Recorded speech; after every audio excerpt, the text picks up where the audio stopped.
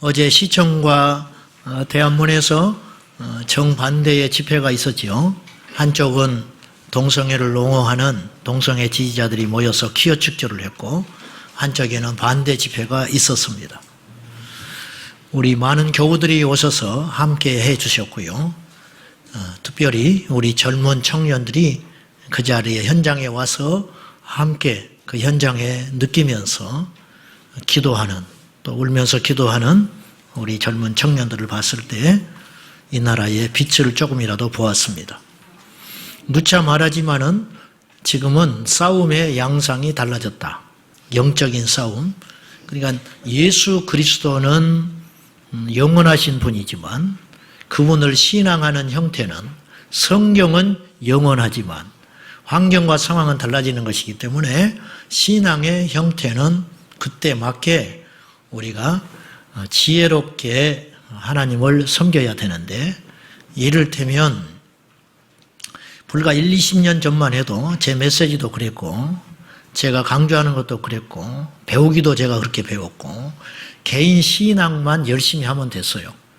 개인 영성 그렇게 치중하던 때가 있었어요. 그렇다고 해서 지금 그걸 버리라는 뜻이 아니고, 그것에 더하여 우리가 또 분주하게 해야 할 일이 또 생긴 거예요. 옛날에는 기도원 다니면서 내 개인의 어떤 영성, 그런 것들을 신앙생활을 잘 추구하면 됐어요. 근데 지금은 그래가지고는 안 돼요. 그래가지고는 지금은 당장 큰 문제가 없지만 앞으로의 미래를 이길 수가 없습니다. 그래서 우리가 이를테면 전쟁이 났어요. 지금 전쟁이 났는데 설교자가 강단에서 이웃을 사랑하시오. 아직도 술, 담배를 못 끊고 있습니까? 그렇게 말하면 안 되는 거예요. 목숨을 걸고 신앙을 지키시오. 그리고 총을 드시오. 이렇게 말해야 되는 거예요. 전쟁이 났기 때문에. 하나님은 동일하지만, 무슨 말인지 이해되시죠? 그렇듯이 지금 이 시대는 지금 싸움의 양상이 급속도로 달라졌다는 거예요. 그러니까 옛날에는 한 10년을 텀으로 바뀌었다면 지금은 1년을 텀으로 막 바뀌는 것 같아요. 좀 제가 말이 복잡하지만은 여전히 예상했던 대로 지금 정사, 정치, 권세를 잡은 영은, 이 흑암의 마귀는 모든 걸 장악한 시대이기 때문에 이미 운동장이 기울어져 있어요. 그래서 역시 어제 그것도 언론에서 편파 보도를 합니다. 현장에 우리가 가봤잖아요. 그쪽이 6만 명 모였다? 그렇지 않습니다. 우리 측이 훨씬 많았어요. 근데 6만 명, 그리고 사진도 그쪽이 많이 보이는 것처럼, 그리고 이제 막 길에 누워가지고 반대하는 거, 그리고 어떤 태극기 집회 이렇게 막 휘말려가지고 극보수, 분별 없는 사람들로 취급하는데 현장은 그렇지 않았어요. 의식이 있는 젊은이들이 굉장히 많았고, 그래서 그런데 소망을 받고요. 한 가지 다행스러운 건, 언론이 그렇게 한다 할지라도 국민들 75% 이상은 이미 지각 능력이 있어요. 그래서 댓글에 보니까 90% 이상이 문제가 있다.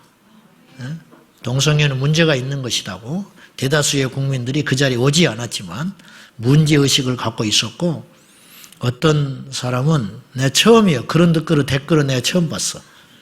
내가 내일부터 교회 나가겠다. 누가 댓글을 그렇게 달았더라고요. 왜냐? 기독교인만이 이걸 분별할 수 있는 자각 능력이 있는 사람이다. 천주교는 뭐하고 있냐? 그러면서 자기는 불신자였지만 내가 내일 교회 나간다. 이렇게 했어요. 그러니까 이게 승리죠. 이게 승리. 여러분, 부탁드리는데 동성애 문제, 이단 문제, 난민 문제, 난민은 결국 이슬람 문제입니다. 이슬람 문제예요. 난민 그냥 몇 사람 받아주는 걸로 그렇게 순진하게 생각할 문제가 아니고, 이건 이슬람을 향하여 문이 열리느냐 닫히느냐의 문제이기 때문에 국가의 30년 미래를 볼 때 이건 굉장히 중차대한 문제라는 거 기억하시고, 부탁드리는 것은 여러분 조금 더 관심을 가져주시고, 조금 더 기도해 주시고, 조금 더 행동해 주시기 바랍니다. 자, 오늘 설교하겠습니다. 말씀을 주신 목적이 있습니다. 읽으라고만 주신 건 아닙니다. 배우고만 있으라고 준 거 아닙니다. 애우라고 암송만 하라고 주신 것은 아닙니다. 말씀을 주신 이유는 지키라고 주신 것입니다. 디모데후서 3장 16절과 17절에 보면은 이런 말씀이 있습니다. 한번 봅시다. 시작. 모든 성경은 하나님의 감동으로 된 것으로 교훈과 책망과 바르게 하고 의로 교육하기에 유익하니 온전하게 하며 선한 일을 행할 능력을 갖추게 하려 합니다. 자, 이 말씀 16절은 말씀의 정체성, 하나님의 말씀은 뭐냐? 하나님의 말씀은, 성경은 하나님의 감동으로 준 사람이 쓴 책이 아니고 하나님의 말씀이다. 이게 정의고요. 17절은 목적이라는 거예요. 이 말씀을 우리에게 주신 목적이 뭐냐? 이는 하나님의 사람으로. 저는 이렇게 정의하고 싶어요. 여기서 하나님의 사람이라는 말은 믿는 자, 예수 그리스도를 믿는 자인데 이들에게도 부족한 게 있다는 거예요. 그래서 믿는 사람이라 할지라도 온전하지 못하다. 그렇잖아요? 우리 온전치 못하잖아요. 그러니까 우리가 온전하게 되기 위해서 많이 노력하지요. 결심하지요. 울기도 하지요. 회개도 하지요. 근데 말씀이 우리 심령에 없으면 안 되더라는 거예요. 그러니까 말씀을 주신 이유는 뭐냐면 하나님의 사람이라 할지라도 말씀을 그 안에 지켜내지 않으면 온전한 사람은 못 된다. 그래서 우리를 온전하게 만드시려고 하나님이 주신 것이 말씀이다. 두 번째는 선한 일을 행할 능력을 주시려고 말씀을 주셨다. 우리가 알아요. 무엇이 선한지, 무엇이 틀렸는지, 우리가 인생을 어떻게 살아야 되는지 알거든요. 아는데도 지킬 능력이 없는 거예요. 우리 안에 힘이 없는 거예요. 그러니까 설교하는 것도 듣는 것도 사실은 쉬워요. 근데 지키는 건 어려워요. 결국 지킬 수 있는 힘은 어디서, 원천적인 힘은 어디서 오느냐면 말씀에서 온다 그 말이에요. 그러니까 여러분이 교회만 왔다 갔다 해도 안 달라지는 거예요. 예배 참석해도 변화가 안 돼요. 그건 뭐냐? 말씀을 우리 안에 지키려고 하는 산순교자적 결단, 그리고 말씀을 그대로 행하려고 하는 힘이 있어야 우리가 하나님의 사람으로 온전해진다는 거예요. 사도행전 17장 11절에 보면 베레아 사람들은 데살로니가 교회 성도들과 달랐다라는 표현이 나와요. 그러니까 교회가 두 종류가 있다는 거예요. 데살로니가형 교회가 있고 교회예요. 베레아형 교회가 있다. 근데 베레아 사람들은 다른 것이 어떤 차이가 있었냐면 함께 와서 예배를 드리고 하는 건 똑같았는데 어떤 결정적인 차이가 있었냐면 베레아 교회의 성도들은 첫째 간절한 마음으로 마음을 받았어요. 이 말은 이런 뜻이에요. 어떻게든지 말씀을 지키려고 하는 자세가 있었다는 거예요. 간절하게 말씀을 받았어요. 매주마다 시간마다 주시는 말씀을 흘려듣지 않고 간절하게 말씀을 받았고, 두 번째는 확인하는 작업이 있었어요. 집에 돌아가서 정말 강단에서 선포되는 말씀이 성경적이냐, 그걸 다시 자기들이 재차 확인해가지고 그 말씀을 상고했다.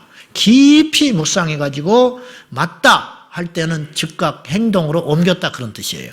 그래서 이들이 듣는 칭찬이 있었는데 신사적이었다 그랬어요. 우리 가진 성경에는 이제 개정판에 너그럽다 그랬는데 옛날 성경이 제가 볼 때는 더 온전한 이제 번역이라고 여겨지는데, 그래서 베레아 교회 성도들은 사람들로부터 어떤 인정을 받았냐면 신사적인 그리스도인이다. 이 힘이 어디에 있었냐면 말씀에 있었다는 거예요. 우리가 말씀을 그대로 살려고 지켜 행하면, 지키려고 애쓰고 그대로 살아가면 전도는 절로 되는 거예요. 전도는. 가족이 돌아와요. 자, 이제 지난주의 말씀에 우리가 지금 재차 지금 굉장히 어려운 말씀들을 받고 있는 거예요. 살인하지 마라. 그랬죠? 살인을 안 하고 사는 건 쉬워요. 사람을 죽이는 게 어렵지요, 더. 근데 문제는 우리 주님께서는 살인의 범위를 확대시켰다는 거예요. 미워하는 것도 살인이라는 거예요. 죽이고 싶은 마음이 드는 거 이미 살인한 거다. 그런 의미에서 볼 때 우리는 많은 살인을 해왔어요. 그래서 말씀에 뭐라고 그랬느냐? 예배하러 왔는데 그런 사람이 떠올랐다고 말이에요. 그러면 나가라는 거예요. 다시 예배 드리지 말고 그리고 그 사람과 풀고 와서 예배해라. 이게 하나님 말씀의 명령이에요. 우리가 알지요. 근데 이렇게 사는 사람이 많지 않다는 거예요. 굉장히 괴로웠지요. 지난주에 아주 괴로웠지요. 근데 괴로운 걸로만 끝나면 변화는 안 되는 거예요. 이제 풀어야 돼요. 이게 너무너무 어려운 거죠. 오늘 주님이 말씀합니다. 연이어서 십계명 7번째, 간음하지 말라. 설명이 필요 없어요. 자, 살인하지 말라. 그리고 끝. 간음하지 말라. 끝. 도적질하지 말라. 끝. 그리고 이웃에 대하여 거짓 증거하지 말라. 끝. 이 4가지는요, 설명이 없어요. 왜 그러냐? 타협의 여지가 없다는 거예요. 변명하지 말라는 거예요. 뭐 어쩔 수 없어서, 상황이 그래서, 내가 사람이라서 하나님이 이걸 받지 않는다는 거예요. 하지 말라. 그걸로 끝이에요. 그러면 뭐 복을 준다 어쩐다 그런 말도 없어. 끝. 너무 명확하게. 네. 죄는 마약과 같은 것 같아요. 안 해봤지만은 영화 같은 거 보면 중독성이 심하잖아요. 끊기가 쉽지 않아. 죄는요, 한 번이 어렵지. 일단 지었다 그러면 그 죄가 내 인생을 끌고 다녀버립니다. 그리고 굉장히 이게 더 강하게 나타나요. 무슨 말이냐면 시간이 지나면 마약의 그 쾌락을 느끼기 위해서 점점 강도가 세질 거 아니에요. 그리고 끊임없이 후회하지만 끊지 못해요. 이게 마약 아닙니까? 죄가 그런 거예요. 죄를 짓고 편할 사람은 아무도 없어요. 근데 일단 짓고 나면 후회해도 또다시 죄를 짓게 되는 거죠. 간음이 그와 같아요. 음란은 죄 중에서도 죄의 특성을 가장 잘 간직한 치명적인 것이에요. 모든 죄가 사망에 이르게 하지만 특히나 음란의 죄는 회복 불능의 상태를 만들어버립니다. 장래 유망한 정치인이, 앞길이 창창한 젊은이들이, 한평생 존경을 받은 학자, 거룩한 설교를 하는 목회자, 남녀노소 빈부귀천 동서고금을 막론하고 이 덫에 빠져버리면 끝장나버리는 거예요. 고린도 교회를 향하여 바울이 편지를 쓸 때 고린도 교회 안에 여러 가지 문제가 있었습니다. 우상 숭배 문제, 또는 뭐 폐가 갈려가지고 네파로 갈라가지고 하나 되지 못하는 문제. 근데 그 중에 하나가 어떤 문제가 있었냐면 고린도 교회 성도들 중에 음란이 있다는 거예요. 음란. 그럼 어떤 음란이냐? 뭐 젊은 청춘 남녀가 그것도 문제가 될 정도인데 이 고린도 교회는 어느 정도의 음란이 있었냐면 아비와 아내, 아버지의 아내와 이 음란하는 자가 있었다. 이게 계모를 말하는 거예요. 계모와 음란죄를 짓는 자가 교회 안에 있었다는 거예요. 교회 안에. 성경은 로마서 1장에 로마 당시에 동성애가 있었다고 이야기해요. 이미 뭐 소돔과 고모라 때도 있었고요. 남색하는 자라고 그러잖아요. 그 다음에 다윗의 첫째 아들 암논은 이복 여동생 다말을 강간합니다. 성경은 이런 아주 조금 불편한 이야기들을 피해가지 않아요. 이게 왜냐? 우리들의 모습이기 때문에 그래요. 성경은 고상한 책이 아니에요. 성경은 진리예요. 그리고 현실이에요. 그러니까 불경이 아닙니다. 성경은 단순한 경전이 아니에요. 성경 안에 생명이 있고 성경 안에 우리의 미래가 있고 성경 안에 우리 현실이 있어요. 그래서 성경 속에서 우리를 봐야 해요. 하나님의 이런 아름답지 못한 이야기들, 근친상간, 근친의 살인, 이런, 그리고 모세 율법에 의하면 짐승과 교합하는 사람은 죽여버리라 그랬어요. 그것은 무슨 뜻이냐면 그 당시에 그런 문화들이 있었다는 뜻이에요. 이런 불편한 이야기들을 성경은 피해가지 않아요. 왜 그런지 아십니까? 이런 일들이 우리를 지옥으로 끌고 갈 수 있기 때문에 경고하고 있는 겁니다. 음란은 육신으로 짓는 죄 중에 가장 큰 죄입니다. 고린도전서 6장 18절입니다. 한번 봅시다. 시작. 음행을 비하라. 음행하는 자는 자기 몸에 죄를 범하느니라. 살인하는 것도 죄예요. 근데 몸 밖에서 일어난 일이라는 거예요. 근데 음란은 자기 몸으로 신체로 짓는 죄다. 그래서 더 악하다 그런 뜻이에요. 조금 전에도 언급했지만은 성경에 그런 불결하고 악한 죄들이 거론한다면 지금 성경 밖의 세상 이방인들은 말할 것도 없다는 거예요. 지금 그렇지 않습니까? 이 세태가 세상에 있다가 예수 늦게 믿어본 사람들은 세상을 알 거 아니에요. 지금 세상이 어떻게 흘러가는지. 예수님의 7계명에 대한 재해석을 우리가 한번 알지만 다시 볼 필요가 있습니다. 27절, 28절입니다. 읽어봅시다. 시작. 또 간음하지 말라 하였다는 것을 너희가 들었으나 나는 너희에게 이르노니 음욕을 품고 여자를 보는 자마다 마음에 이미 간음하였느니라. 그랬어요. 모세는 간음하지 말라고만 했다. 행동으로만 안 옮기면 된다 이거예요. 근데 예수님은 더 엄하게 경고하십니다. 여자를 보고 마음속에 음욕을 품는다든지 눈으로 흘기는 자, 그것도 죄다. 뭐 여자만 보고 그러겠어요? 남자를 보고도 그렇지. 중년 여인들이 젊은 연예인에 빠져가지고 그 사람은 알지도 못하는데 그 집 앞에 가서 기다리고 있고 이런 게 다 이 마음속에 음란한 생각이 있기 때문에 그런 것이죠. 그러니까 상상 속의 간음도 간음이라는 거예요. 주님이 말씀하는 거는 상상 속의 간음도 간음이다. 그럼 이런 죄는 뭐 자유로울 사람이 아무도 없는 것이죠. 우리가 어떤 다른 상대방의 생각을 들여다볼 수 없게끔 하나님 막아놨기 때문에 그렇지 들여다본다면 우리 못 살 거예요. 이 세상을. 그렇지 않아요? 근데 주님은 아세요. 사람은 모르는데 주님은 아신다는 거예요. 그러니까 이것을 다스리라는 거예요. 생각으로 짓는 죄가 행동으로 질 수 있는 첫 번째이기 때문에 그 입구에서 막아버리라는 거죠. 입구에서. 다 아는 이야기입니다. 설명이 오늘 필요 없어요, 사실은. 지난주도 그렇고 이번 주도 설명이 필요 없는 거예요. 형제에게 분노하고 노하는 자는 심판받지요. 형제에게 라가라고 이건 머리 빈 놈 있나? 그런 사람은 공회에 잡혀간다 했고 미련한 자라고 한 사람은 지옥에 간다고 그랬어요. 아, 그 정도로 엄하게 말씀하셨으니까 조심해야겠구나. 그렇게 받아들이면 안 된다니까요. 형제를 무시하고 계속 무시하고 살다 보면 마지막 종착역이 지옥이 된다니까요. 결국은 그렇게 돼요. 보시라고. 형제를 무시하고 아나무인격으로 살아가는 사람이 하나님을 제대로 섬기겠어요? 그러니까 결국은 지옥에 간다는 거예요.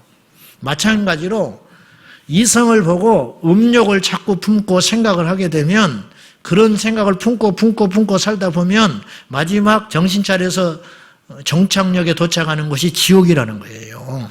결국은. 그러니 그걸 막으라는 거예요. 문제는 우리의 생각이나 마음가짐이 우리의 통제를 벗어날 때가 많다는 거예요. 그냥 휙 지나가는 걸 어떻게 하겠냐는 거예요. 네? 어떻게. 그렇다면 우리 주님은 불가능한 것을 요구하셨을까? 그렇지 않다는 거예요. 29절 보세요. 자, 시작. 만일 내 오른눈이 너로 실족하게 하거든 빼어내버리라. 내 백체 중 하나가 없어지고 온몸이 지옥에 던져지지 않는 것이 유익하며. 이제 30절도 마찬가지죠. 비유를 드신 것이죠. 눈 그리고 손. 보세요. 눈을 타고 죄가 들어오는 건 막을 자가 아무도 없어요. 그러니까 눈을 뽑아버리라고 그랬어요. 손으로 죄를 범하는 걸 막을 자는 없어요. 그 우리가 해야 할 일은 뭐냐면 일단 보고 나면 들어오는 생각과 상상을 막을 자는 아무도 없어요. 그것은. 왜냐하면 내 통제 밖의 일이니까. 그 대신 우리가 할 수 있는 일이 있는데 그건 뭐냐? 보지 않을 수는 있다는 거예요. 우리가. 아시겠습니까? 그러니까 일단 본 다음에는 내 눈이 악한 것을 본 다음에는 통제가 불능해요. 그러니까 보지 않게끔 하는 것은 우리 몫이라는 거예요. 그래서 내 눈이 자꾸만 악한 걸 본다. 그러면 집에 가셔서 젓가락을 들고 눈을 꽉 찍어서 빼버리라는 거예요. 칼로 하면 아파. 그러니까 젓가락으로 해야 돼요. 아셨죠? 안경 쓴 분들은 안경을 벗고 이렇게 딱 찍어가지고 빼버리라는 거예요. 내 손이 자꾸만 원치 않는 걸 만진다. 원치 않는 곳으로 내 다리가 끌고 간다. 그러면 다리와 손을 잘라버리라는 거야. 여러분, 당뇨 걸려서 다리가 썩어가요. 아깝다고 두면 온몸이 죽습니다. 그러니까 그 희생을 감수하고서 발을 잘라버리는 거예요. 이게 지혜로운 거예요. 그러니까 이런 일이 없어야 되는데 살기 위해서는 어쩔 수 없이 이런 일을 할 때가 있듯이 우리가 이 악한 세상에서 죄를 떠나서 완전히 살 수 없지만은 그렇다고 해서 죄와 함께 섞여 살지 말고 그런 죄의 유혹이 밀려올 때 손해가 오지요. 사람이 떠나게 된다든지 직장에서 문제가 생긴다든지 경제적인 손실이 일어난다든지 별난 사람이라고 취급을 받는다든지 왕따를 당한다든지 그런 것이 눈을 빼버린 결과지요. 그러나 그렇게 살라는 거예요. 왜냐? 그렇게라도 해서 지옥불에 떨어지지 않는 것이 지혜로운 것 아니냐? 그런 말이에요. 127시간이라는 영화 혹시 보셨나 모르겠어요. 2003년에 일어난 실화를 바탕으로 만든 영화인데요. 미국의 에런 랄스턴이라는 젊은이가 어느 날 혼자 가볍게 옷차림을 하고 준비 없이 핸드폰도 없이 하이킹을 떠납니다. 잠깐 몇 시간 하고 돌고 오려고. 그러다가 그 바위 틈에 추락을 해버려요. 추락을 하면서 커다란 바위와 함께 같이 떨어져요. 그리고 오른쪽 팔이 끼어버립니다. 바위 틈 사이에서. 근데 아무런 연락할 길이 없는 거예요. 그리고 그곳은 사람이 다니는 곳이 아니었어요. 까불다가 빠진 거예요. 그러다가 이 팔이 꽉 끼어 있는데 어떻게 해볼 수가 없는 거예요. 그래서 자기 소변을 받아가면서 먹어가면서 버텨요. 근데 점점점 죽어가요. 이제 방법이 없어. 아무리 소질러도 올 곳이 아니고. 그래서 마지막으로 어떤 결단을 하냐면 자기 손을 스스로 잘라버립니다. 가지고 간 아주 작은 칼을 있었는데 살점을 다 도려내고 뼈를 삐뚤어가지고 자기 팔 한쪽을 그곳에 남겨두고 기어서 올라와서 삽니다. 실제 인물입니다. 이게 뭐냐? 어쩔 수 없는 최선이 아니면 차선. 눈을 뽑아서라도 내가 사는 것이 낫듯이 죄는 근처에 가지 않는 것이 옳다라는 거예요. 그래서 우리는 안 보면 되지요. 안 보는 건 내가 결정할 수 있어요. 아시겠죠? 근데 본 다음에는 내 통제가 안 돼요. 본 다음에는 들어오는 생각을 막을 수 없지요. 그러니까 안 볼 수는 있다. 오늘 주님이 우리에게 말씀하는 거예요. 보지 않도록 하는 건 내 몫이라는 거예요. 그래서 우리는 죄의 환경과 음란한 죄의 환경을 특별히 만들지 않아야 돼요. 죄는요, 아시다시피 질병이나 사고처럼 미리 막는 것이 가장 지혜롭습니다. 일단 저질러 놓으면 감당이 안 돼요. 일단. 유력한 정치인이 자기 모든 걸 잃어버렸죠. 잃어버리고 지금 홀로 앉아서 무슨 생각을 할까요?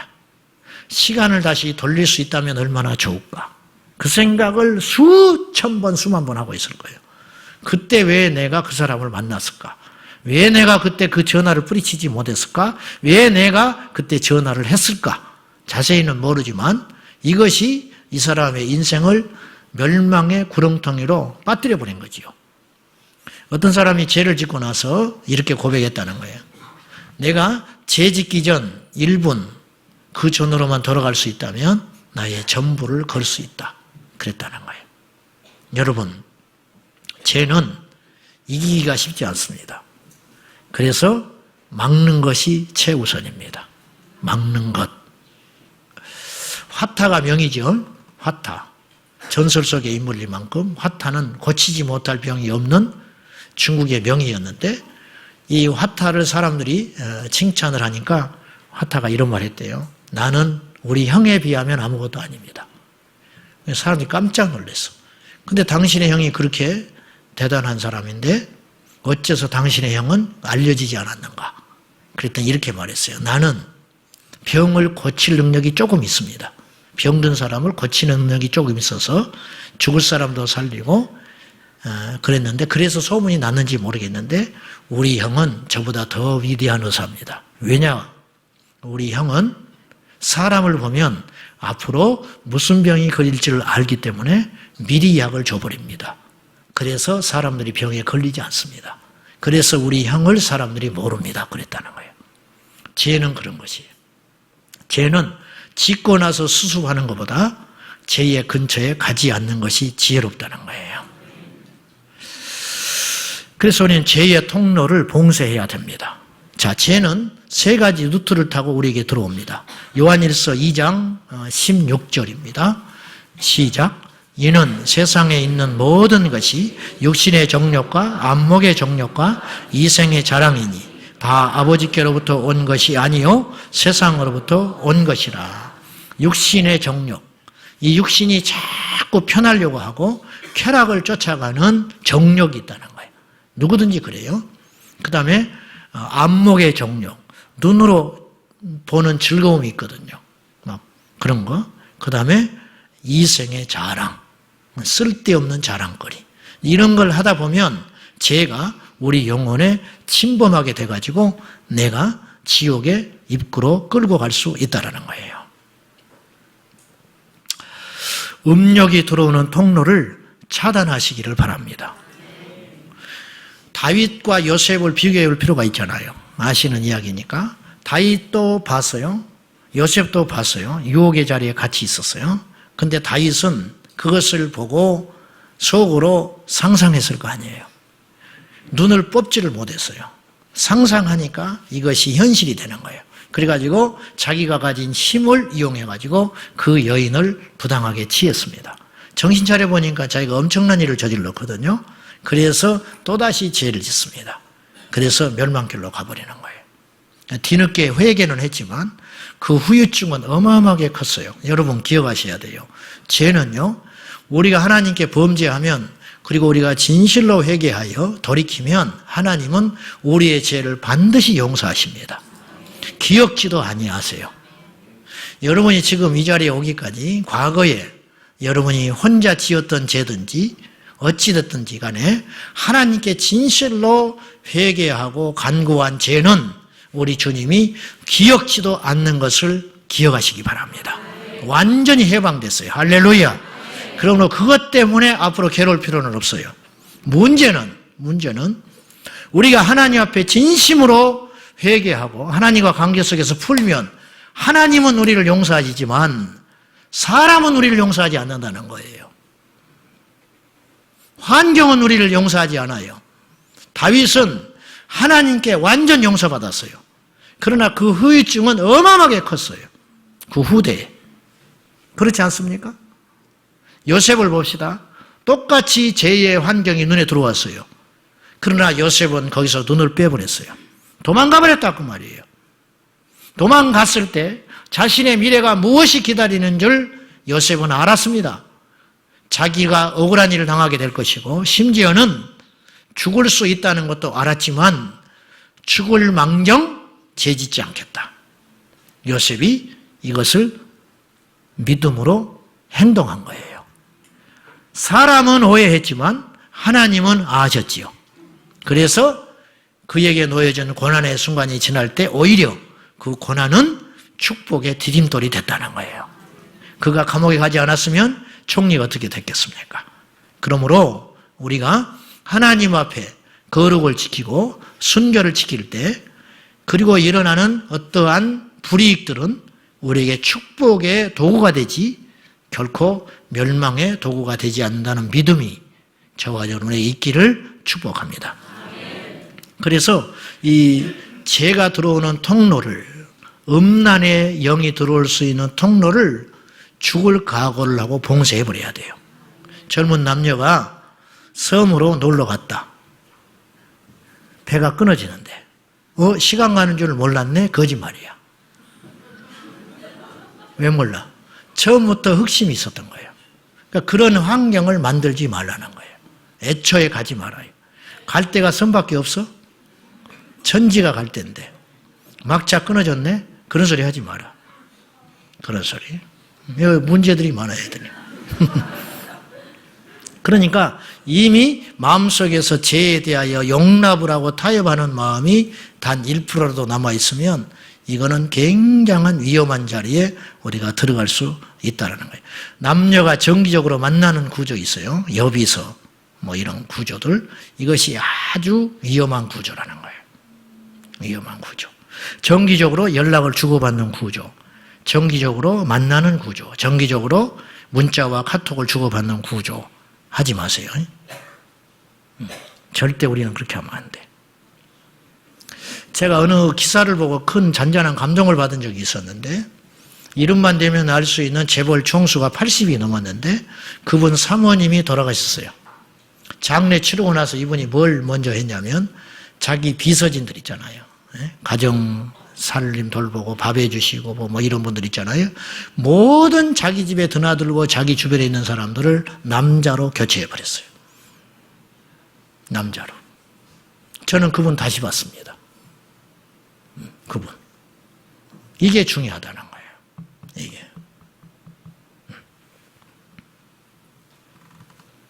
직장 모임, 동호인 모임, 뭐 운동하러 뭐 등산 다니다가 쓸데없는 일이 벌어지죠. 동창회 모임. 그리고 교회에서 정기적으로 만나는 이성 사이에서 분명한 선이 있어야 합니다. 알겠죠? 여기도 이제 남자 여자 엉켜가지고 앉아있잖아. 웃을 때 잘해라고, 웃을 때. 그래서 따로 만나고 연락을 주고받고 절대 그러면 안 된다는 거죠. 이런 소리까지 해야 된다는 것이 참 슬픈 현실입니다. 나를 제2의 구렁텅이로 끌고 가는 약점, 그것이 다 있어요. 사람마다 약한 고리가 있어요. 어떤 사람은 명예에 약해요. 그래서 명예를 지키려다가 지옥을 가. 어떤 사람은 돈에 약해요. 돈을 지키려다가 지옥을 가. 어떤 사람은 자식 그러면 또 꼬박 죽어. 어떤 사람은 가정 그러면 꼬박 죽어. 이런 거. 이런 것들이 우리에게 들어오는 무엇이든지 간에 우리 신앙에 방해가 되고 내 영혼을 손상시키는 제2의 통로가 조금이라도 있다면 오늘 이후로 완전히 끊어버리고 눈을 뽑고 손을 자르는 심정으로 고통을 감수하되 온몸이 지옥에 가지 않도록 결단하시기를 축복합니다. 제가 가정사 이야기에서 조금 죄송하지만은 우리 넷째 형수님이 30대 유방암이 걸렸습니다. 너무 일찍 걸렸죠. 다행히 초기였기 때문에 우리 온 가족이 이렇게 권했습니다. 절개하자. 깨끗이 도려내자. 근데 우리 형수님이 그렇지 않았어요. 여인인지라 또 젊잖아요. 초기라고 하니까 모양을 두고 안에 있는 암세포만 다 제거했어요. 3년 후에 재발을 했고 뼈까지 전이가 되어서 결국은 돌아가셨습니다.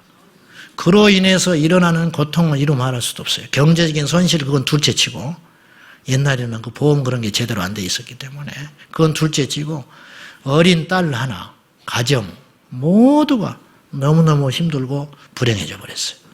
자, 죄는 그와 같아요. 0.1%라도 이렇게 딱 떨어지면 안 돼요. 곁을 두지 말아라. 아예 환경 자체를 만들지 말아라. 관용이 없어야 된다는 거예요. 음란의 영이라는 것은요, 체면, 시대, 사람, 나이를 초월하는 거예요. 교회, 목사, 사모, 정치, 종교인, 뭐 군인, 남, 여자, 유부남, 유부녀, 연상, 연하 등등 불문이에요. 불문. 유럽의 어느 대통령은 10대 학창시절에 유부녀 선생님을 좋아했잖아요. 아시죠? 결국 결혼했어. 한 30년 나나 차이가? 어쨌든 결혼했어요. 유럽이니까 그것이 가능한지 모르지만 그래도 대통령까지 되셨는데 어쨌든 간에 문제는 한 가정이 깨졌잖아요. 유부녀였으니까. 그러니까 이런 것이 바로 남녀의 관계라는 거예요. 이해할 수 없는 일, 뭐 예측할 수 없는 일, 전혀 어떤 예상할 수 없는 일이 음란의 영을 통하여 이성 간에는 일어날 수 있다는 걸 우리가 10분 명심하고 우리가 하나님 앞에 깨어 있어야 하겠습니다. 다시 말하지만 음란죄는 하나님 용서하세요. 회개하면 용서해. 그렇지만 주변이 용서가 안 해요. 주변이 용서를 하질 않아. 그래서 그 후유증은 어마어마하게 커요. 우린 삼가 조심하여, 아니 생명을 걸고 우리의 전부를 무너뜨릴 수 있는 이 강력한 무기인 음란의 영에 맞서기 위하여 생명 걸고 싸워야 하겠습니다. 지금 이 세상이 어쩐지 아시죠? 얼마나 악하고 음란하고 패역한지 이런 시대를 살고 있는데, 이런 문화들이 교회 안에도 급속도로 들어오고 있는데 이건 참으로 우려스러운 일입니다. 우리는 말씀을 끝까지 견지하고 지켜나가서 하나님 앞에 그 승리의 전과물, 피 흘린 거, 몸에 상처난 거, 믿음을 지키기 위하여 가난하고, 믿음을 지키기 위하여 출세를 하지 못하고, 믿음을 지키기 위하여 세상에서 따돌림을 당하고, 믿음을 지키기 위하여 하나님 말씀을 지키기 위하여 나에게 위협을 받는 일이 벌어진다 할지라도 그것은 고난은 잠깐이고 보이는 것은 잠깐이고 영원한 하나님 나라가 우리 눈앞에 곧 도착하고 있으니 우리 생명을 다 걸고 거룩함을 지켜서 이 마지막 날에 거룩과 성결로 승리할 수 있기를 축복합니다. 어느 날 여러분 안에 말도 안 되는 생각과 마음들이 침투해 오거든 기도하십시오. 그래도 안 되거든 금식을 하십시오. 그래도 안 되거든 죽기를 각오하고 도망을 가십시오. 직장에서 나오십시오. 그런 일이 생기려고 하거든 동창회를 가지 마십시오. 그런 일이 생기거든 내가 아무리 유익한 것이라 할지라도 떠나십시오. 심지어는 교회도 떠나십시오. 다른 교회로 가십시오. 내게 그런 것들이 자꾸 들어오거든 다른 교회로 가십시오. 그래서 마지막 날에 눈이 뽑히고 손이 잘리고 발이 잘리더라도 우리 모두 천국은 가야 되지 않겠습니까? 우리 영혼이 구원받아서 너무너무 귀한 내 영혼, 그렇잖아요? 우리 영혼이 너무 귀하니까 이 마지막 날에 꼭 지켜내는 저와 여러분 되시기를 축복합니다. 기도합시다. 하나님 아버지, 이 시대는 음란한 시대입니다. 이 시대는 교회도 세상에 들어와 있는 시대입니다. 아버지 하나님, 시시각각 다가오는 이 음란의 영에 맞서서 코람데오의 정신으로 내가 하나님 앞에 서 있는데 어떻게 범죄하겠는가? 그러한 결단으로 죄를 몰아내고 이기고 끊고 승리하게 하여 주시옵소서. 사람마다 약한 고리들이 있습니다. 사람마다 강한 고리들이 있습니다. 그 모든 통로를 통하여 육신의 정욕, 안목의 정욕, 이생의 자랑으로 우리 영혼을 넘어뜨리려고 하는 사탄의 계획에 맞서서 승리하게 하여 주시옵소서.